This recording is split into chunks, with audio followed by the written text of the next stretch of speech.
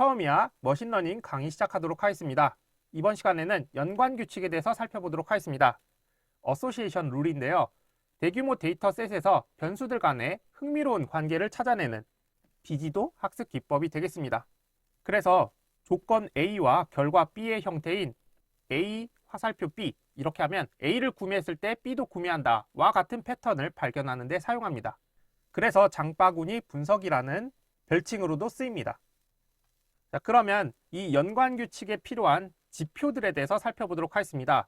공식까지는 외울 필요가 없는데 이 지지도, 신뢰도, 향상도가 뭔지는 알아두시면 좋겠습니다. 지지도라는 거는 수식으로 하면 PA 교집합 B예요. 이게 뭐냐면 전체 거래에서 A와 B가 동시에 포함된 거래예요.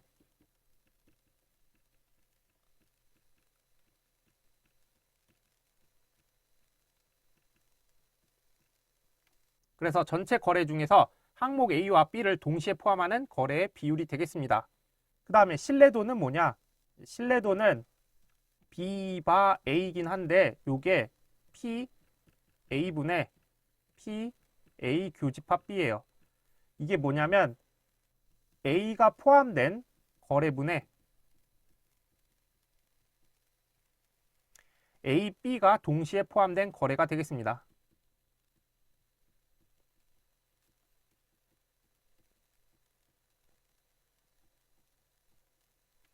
그래서 A를 구매한 고객 중에서 B도 함께 구매한 고객의 비율이 되겠습니다. 그 다음에 향상도인데요. 향상도는 P, B분의 P, B바 A입니다. 그래서 얘를 계산하면 PA 곱하기 PB. 네, 왜냐면은 요게 요식이라서 그렇습니다. 분의 PA 교집합 B예요. 그래서 A를 포함한 거래 그리고 곱하기 B를 포함한 거래 분의 A, B를 동시에 포함된 거래를 계산해 줍니다.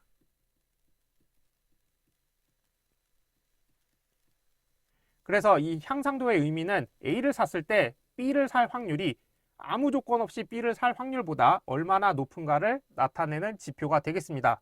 그래서 향상도는 말이 좀 어려운데 요거 바로 다음에 조금 더 설명을 드리도록 하겠습니다. 그래서 향상도가 1보다 크면 양의 연관성이고요. 향상도가 1이면 독립적이고 1보다 작으면 음의 연관성을 갖게 됩니다. 그래서 향상도가 1이면 A를 샀을 때 B를 살 확률이 평균보다 높은 거고요. 향상도가 1이면 관계가 없는 거예요. 그 다음에 향상도가 1보다 작으면 A를 샀을 때 오히려 B를 구매할 확률이 낮아지는 거예요. 네, 그 다음에 이걸 바탕으로 아프리오리 알고리즘을 살펴보도록 하겠습니다. 이거는 연관규칙을 찾는 대표적인 알고리즘으로서 빈발한 항목 집합의 부분 집합은 반드시 빈발한다는 원리를 이용해서 탐색 범위를 좁힙니다. 많이 산 항목들에 대해서 부분 집합은 반드시 많이 산다. 이런 원리입니다. 그래서 동작 과정을 보면 먼저 최소 지지도를 설정해요. 지지도라는 게 뭐였죠? A랑 B랑 동시에 포함된 거래의 비율인 거예요. 그래서 분석의 기준이 될 최소 발생 빈도를 정합니다. 뭐 예를 들어서 우리 마트에 통조림이 있어요. 근데 통조림이 거의 안 팔리는 거예요. 그러면 아프리오리 알고리즘을 통해서 굳이 분석할 필요가 없는 거죠. 그래서 뭐 전체 거래 중에서 1%도 안 되는 거는 제외하겠다. 이런 식으로 최소 지지도를 설정해 줍니다. 그 다음에 항목 집합을 필터링해요. 그래서 단일 상품 중에서 최소 지지도 미달인 항목을 제거합니다. 그 다음에 조합한 다음에 가지치기를 해요. 그래서 살아남은 항목들을 계속 조합합니다. 이때 제외된 항목이 포함된 모든 조합은 제외시킵니다. 그래서 이 과정을 계속 반복해요. 그 다음에 최종 규칙을 확정하게 됩니다. 네, 그래서 책에는 예제가 잘 나와 있으니까 그 예제를 참고해서 이해를 해보시면 좋겠습니다. 그러면 아프리오리 알고리즘 메서드는 어떻게 되느냐? 아프리오리라고 써주면 되고요. 이때 DF는 데이터 프레임이에요.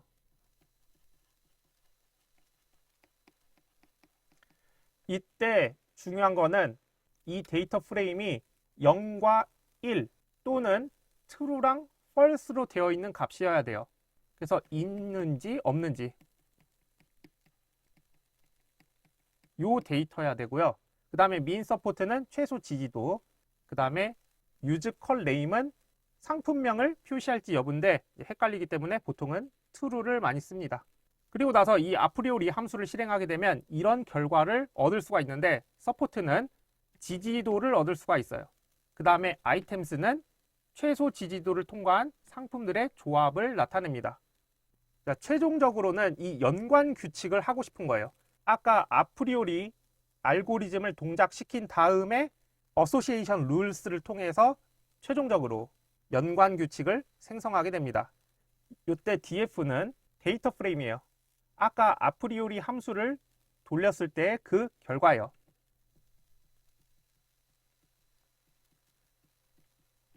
그 다음에 매트릭에 컨피던스가 있는데 요거는 필터링할 지표예요.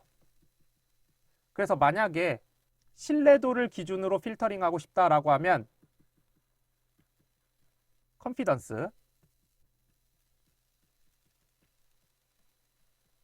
그 다음에 향상도를 기준으로 할 거면 리프트입니다. 그 다음에 민 스레숄드는 이 신뢰도 향상도에 대해서 이 값 미만이면 규칙에서 뺀다, 이런 뜻입니다. 그 다음에 어소시에이션 룰스라는 함수를 돌리게 되면 그 결과가 나오게 되는데, 먼저 엔티시던츠가 있습니다. 이거는 선행 항목이란 뜻이에요. 그래서 A에서 B로 갔을 때 그 관계에서 A를 의미합니다. 선행 항목. 그 다음에 컨시퀀트는 후행 항목이에요. 그래서 A랑 B 관계에서 B를 얘기합니다. 그래서 A, B 이렇게 있을 때 A가 선행 항목이죠. 그리고 요 B가 후행 항목입니다.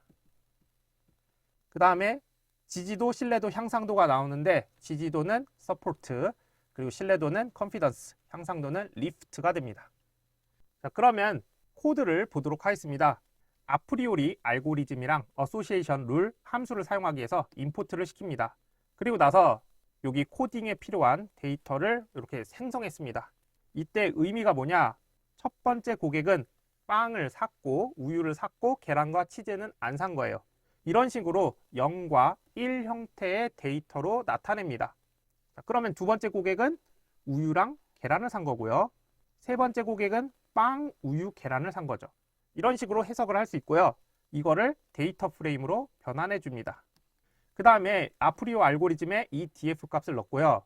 여기에서 최소 지지도를 0.4로 뒀습니다. 그 다음에 컬럼의 이름이 나오도록 use column name true 이렇게 세팅을 해주고, 이 함수의 결과를 frequent item set에다가 넣습니다. 그리고 나서 이거를 출력해 보면 이렇게 나오는 것을 확인할 수 있죠. 그래서 지지도가 빵에 대해서는 0.6이래요. 그럼 빵만 볼게요. 빵을 봤더니 5명 중에서 3명이 샀으니까 0.6이죠. 그 다음에 우유는 0.8, 5명 중에 4명이 샀어요. 네, 이런 식으로 지지도가 나오게 됩니다. 그러면 여기에서 계란 우유를 볼게요. 계란 우유, 요거죠. 계란 우유를 봤더니 계란하고 우유를 다 산 사람이 2명 있죠. 그럼 5명 중에 2명이니까 0.4라는 값이 나오는 것도 확인할 수가 있습니다. 그리고 나서 어소시에이션 룰에다가 지금 방금 찾았던 frequent item set을 넣어주고요. 그 다음에 지표를 confidence, 신뢰도를 할 건데, 이때 신뢰도가 60% 이상인 것만 채택하겠다는 거죠. 그러니까 60보다 미만이면 버리겠다는 뜻입니다. 그리고 나서 이 어소시에이션 룰을 돌린 거를 룰스에다 저장하고 출력할 거예요. 그래서 출력해서 보면 리프트, 향상도를 기준으로 내림차순으로 출력해서 보여주도록 합니다. 만약에 이거 프린트 너무 헷갈리면 그냥 프린트한 다음에 그냥 룰스로 출력을 하셔도 됩니다. 자, 그러면 이제 출력이 나오는데 보시면 이렇게 신뢰도랑 향상도가 나오는 것을 확인할 수 있죠. 그래서 향상도가 1보다 크다. 이게 무슨 뜻이죠? 여기서 계란을 사면 빵을 산다. 양의 상관관계를 가지죠. 그리고 빵을 사면 계란을 산다. 이것도 양의 상관관계를 가집니다. 그러면 이 아프리오리 알고리즘을 돌리게 되면 그 매장에서 계란과 빵은 같이 사는 확률이 높으니까 이제 이거를 근처에다 놔두면 매출 향상에 도움이 되는 거죠. 이런 식으로 연관 규칙을 활용할 수가 있습니다. 이렇게 해서 연관 분석까지 살펴봤습니다. 지금까지 4장에서 비지도 학습들에 대해서 살펴봤습니다. 3장에서 배웠던 지도 학습과 다른 점은 종속 변수의 값이 있냐 없냐의 차이였죠. 그래서 종속 변수의 값이 없기 때문에 그 여러 가지 알고리즘 특성에 의해서 군집을 만들게 됩니다. 그래서 그 군집을 통해서 사용자가 이런 특성이 있구나라고 판단을 하게 됩니다. 네, 그 관점에서 2장, 3장, 4장을 서로 비교해서 보신다면 여러분들 머신러닝에 있어서 인사이트를 얻을 수 있을 거라고 생각합니다. 네, 그러면 이렇게 해서 4장 내용을 마치도록 하겠고 저희는 5장에서 찾아뵙도록 하겠습니다. 감사합니다.